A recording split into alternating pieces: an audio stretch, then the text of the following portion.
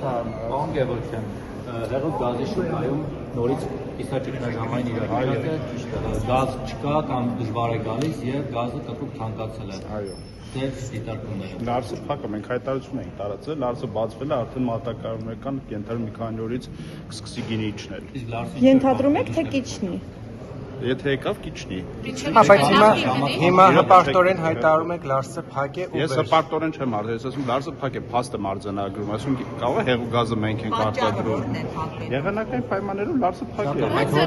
Իսկ Հայաստանում չկա պահեստներ, պարոն Ոչ, չկա, բայց ասում մի րոպե սպասեք, որպեսզի հասկանաք, մի րոպե։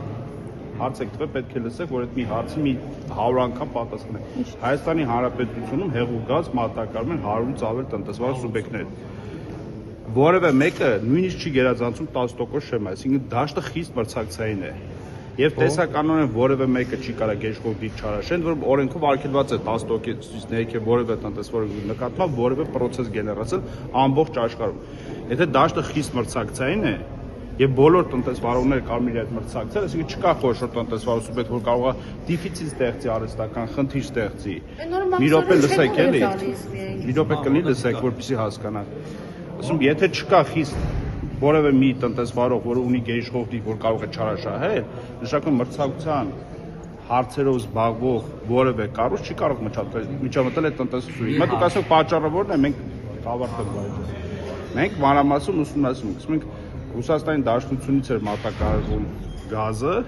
եւ չէր եկել, քիչ էր։ Դրա համար այն մարդիկ, ովքեր ունեին քիչ քանակի գազ, որպեսզի արագ սպառի, իրաց գազի գինը բարձրացրել էին։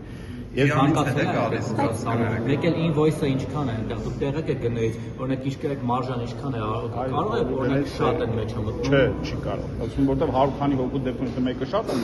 քիչ կմտի, որ ծախի 196 հոգի իրար ձեն են տալիս։ Դες բան տեսականորեն։ Այսինքն հիմա որ գինը 300 դրամ է դարձել, դուք կտեղ անելիք չնեք, դա արհեստական բարձրացում չի։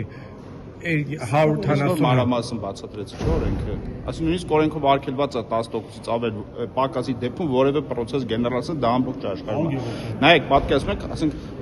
10,000 հոգի ինչ-որ գործով են զբաղվում։ Դա տեսականորեն նշանակված չեն կարող իրար այդ պայմանով լուր ասենք հակամրցակցային համաձայնություն է։